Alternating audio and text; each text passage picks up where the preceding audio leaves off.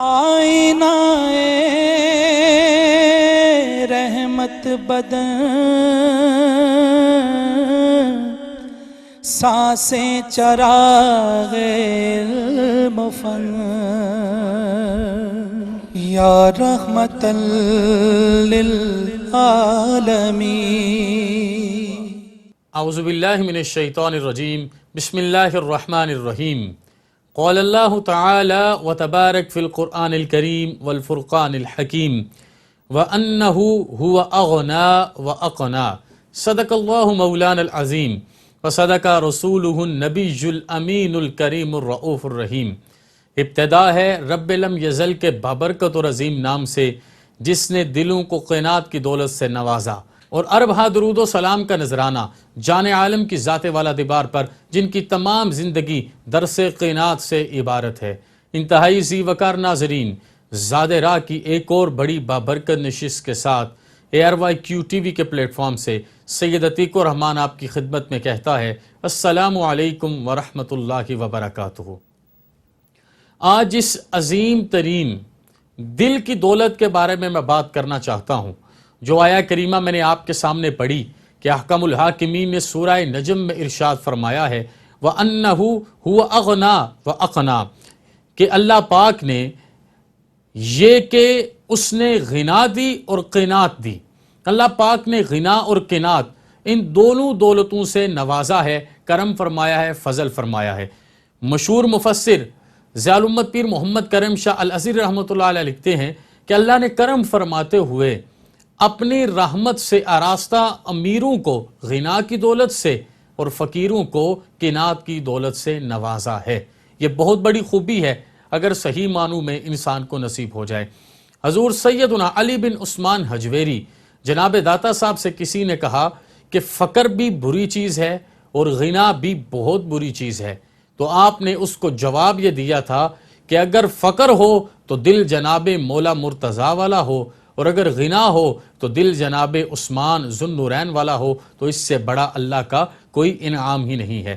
تو قناعت یہ ہے کہ اللہ پاک آپ کو تھوڑا دے، جتنا دے آپ کو اپنی چادر کے اندر پاؤں سمیٹ کے اللہ کا شکر ادا کر کے اپنی ضروریات کو پورا کرنے کی مکمل توفیق ہو۔ سیدنا مولا کائنات کا یہ فرمان ذی شان اس ساری چیز کی بڑی خوبصورت تشریح کرتا ہے۔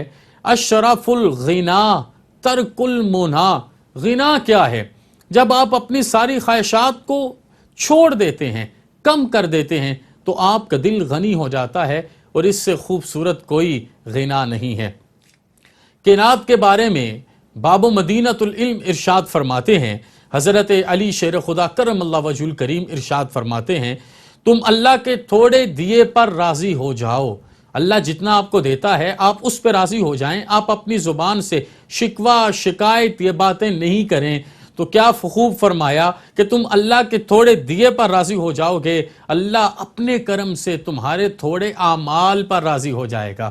اگر چاہتے ہو کہ تھوڑے اعمال بھی کسی طرف لگیں تو رب نے جو فیصلہ آپ کے لیے کیا ہے وہ انتہائی بہترین فیصلہ ہے۔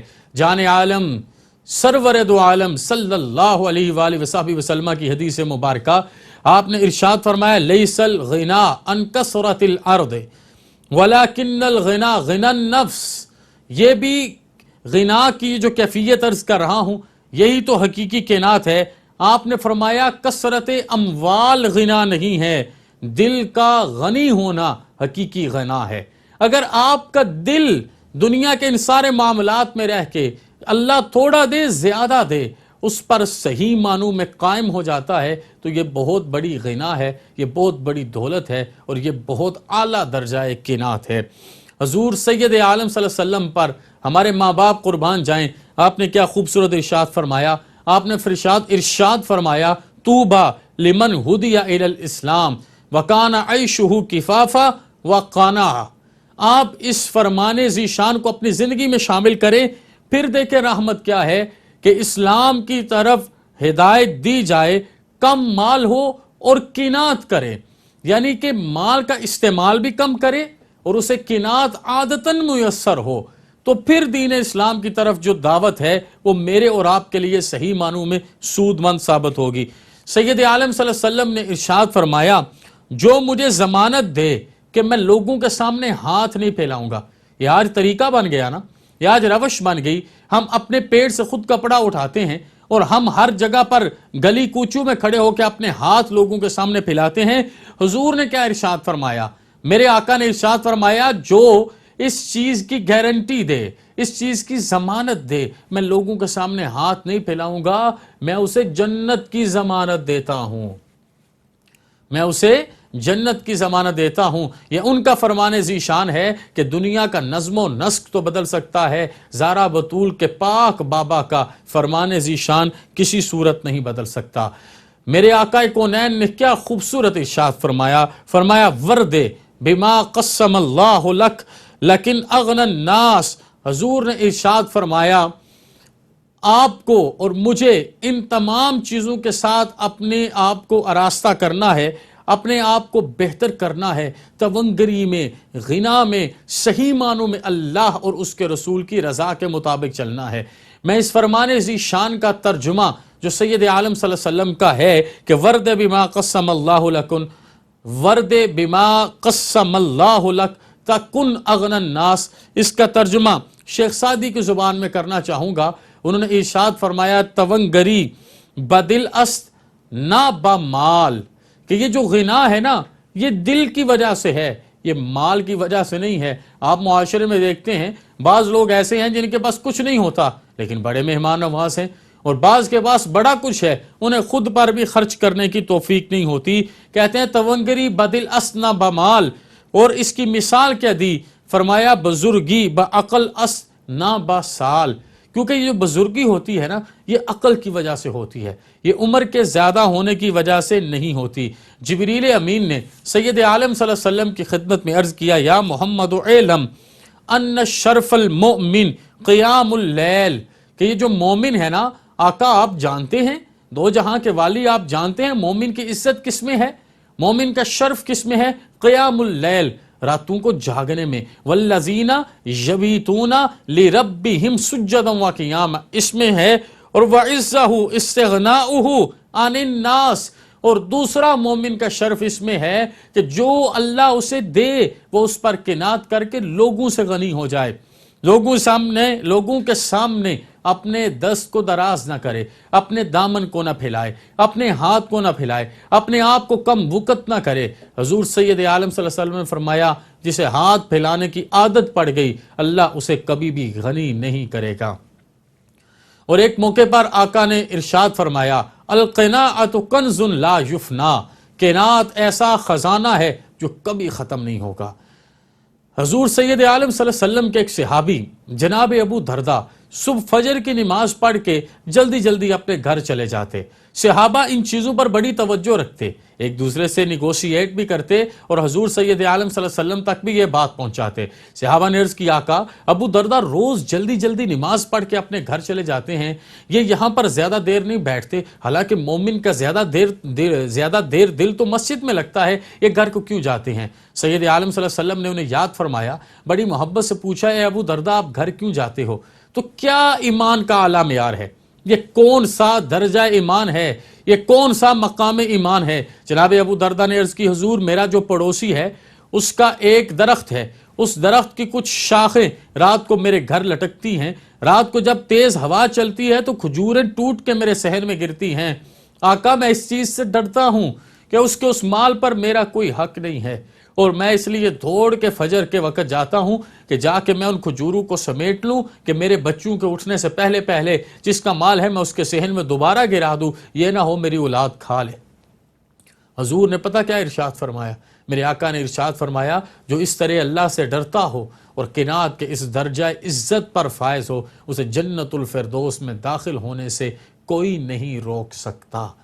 تاریخ کا ایک بہت بڑا نام جنہیں حضور نے تاجر الرحمن کا لقب عطا فرمایا, جناب سیدنا عبد الرحمن بن عوف, آپ کو مواخات مدینہ کے موقع پر آپ کے جو بھائی بنائے گئے جناب ابن ربی نے یہ آفر کی تھی کہ ایک بیوی کو فارغ کرتا ہوں, آپ اپنے عقد میں رکھ لو, گھر کا ایک پورشن میں خالی کرتا ہوں, اپنے عقد میں رکھ لو, باغ کو 2 حصوں میں تقسیم کرتا ہوں, آپ اپنے استعمال میں رکھ لو, گھر کے پورشن کو بھی استعمال میں رکھو اور باغ کو بھی استعمال میں رکھو۔ آپ نے پتہ کیا ارشاد فرمایا؟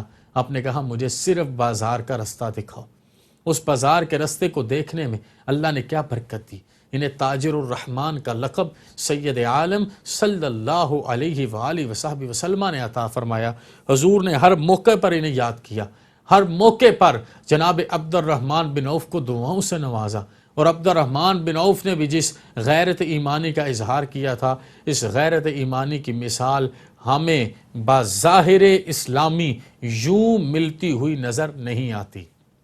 اس لیے مجھے اور آپ کو قناعت کے ساتھ جینا ہے، اپنے سانسوں کی حفاظت کرنی ہے، اپنے مال کی حفاظت کرنی ہے۔ ایک قناعت تو یہ ہے کہ اللہ پاک جو مال عطا فرمائے میں اس پر شاکر ہو جاؤں، آپ اس پر شاکر ہو جائیں، ہم سب اس پر مطمئن ہو جائیں۔ وہ جس مرضی کیفیت میں رکھے، وہ دکھ میں رکھے، وہ سکھ میں رکھے، وہ ہمیں غنی کر دے، وہ ہمیں فقر میں رکھے، وہ جس مرضی معاملے میں رکھے ہم اس میں رہیں۔ اور دوسرا یہ ہے کہ ہم اپنی زندگی میں بے تدبیری نہیں کریں۔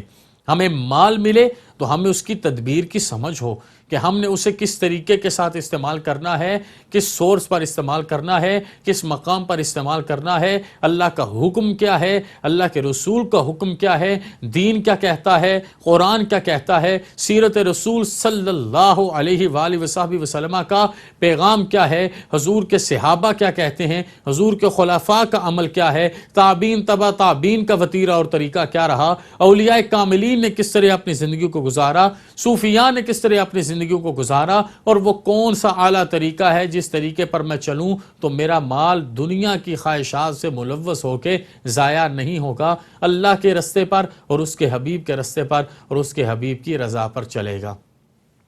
کوئی صاحب کسی بازار میں یوں ہی حلیم بیچا کرتے تھے تو ان کا بھی مقصود یہی تھا کہ جو بھی انہیں آ کے مال دیتا وہ نیچے اپنے ڈبے میں ڈال دیتے، تو لوگ ان سے فراڈ بھی کرتے، ان کی اولاد کو بڑی تکلیف بھی ہوتی۔ تو انہوں نے وقت آخر بتایا، کیا دعا کی؟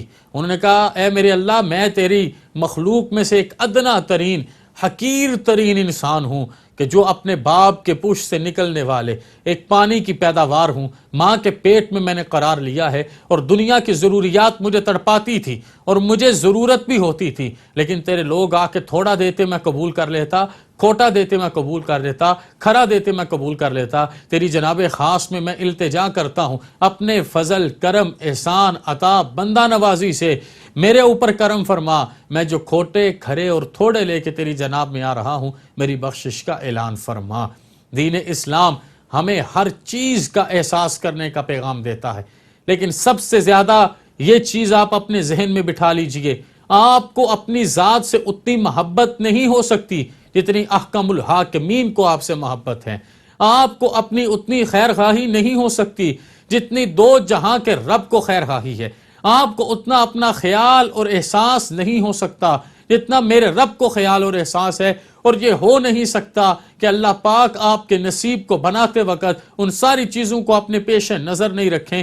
اس لیے چاہیے یہ، میرا رب اولاد دے تو پھر بھی اللہ کا شکر ادا کریں، اولاد نہ دے پھر بھی شکر ادا کریں، مال دے تو غنا کی کیفیت ہو، مال نہ دے تو فقر اور قناعت کی کیفیت ہو، کیونکہ حضور کی یہ حدیث ہے کہ اللہ کبھی بیٹے دے کے آزماتا ہے، کبھی صرف بیٹیاں دے کے آزماتا ہے، کبھی بیٹے اور بیٹیاں دونوں دے کے آزماتا ہے، اور کبھی بیٹے اور بیٹیاں نہ دے کے آزماتا ہے، اور کبھی دے کے واپس لے کے بھی آزماتا ہے، کبھی مال دے کے آزماتا ہے، کبھی مال نہ دے کے آزماتا ہے۔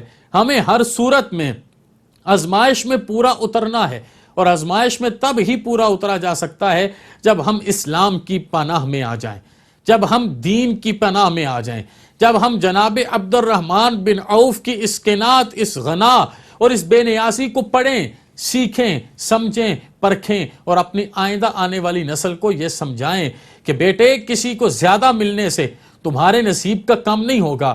وہ بابا اشفاق احمد کہتے تھے کہ یہ ہو نہیں سکتا کہ جو میرے رب نے طے کر دیا ہے اس نصیب سے کم ملے، اور جو وقت مقرر کر دیا ہے اس وقت سے پہلے ملے۔ نصیب کا ہی ملنا ہے اور وقت پر ہی ملنا ہے، تو پھر قناعت کا رستہ اختیار کریں، پھر شکر گزاری کا رستہ اختیار کریں، پھر جھکی گردن کا رستہ اختیار کریں، پھر اللہ کی رحمتوں کو دامن میں بھرنے کا راستہ اختیار کریں.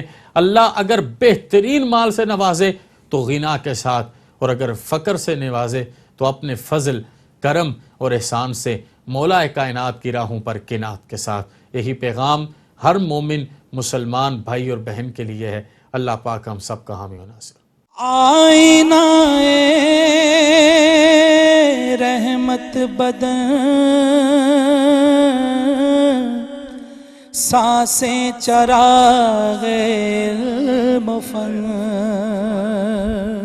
یا رحمت للعالمین.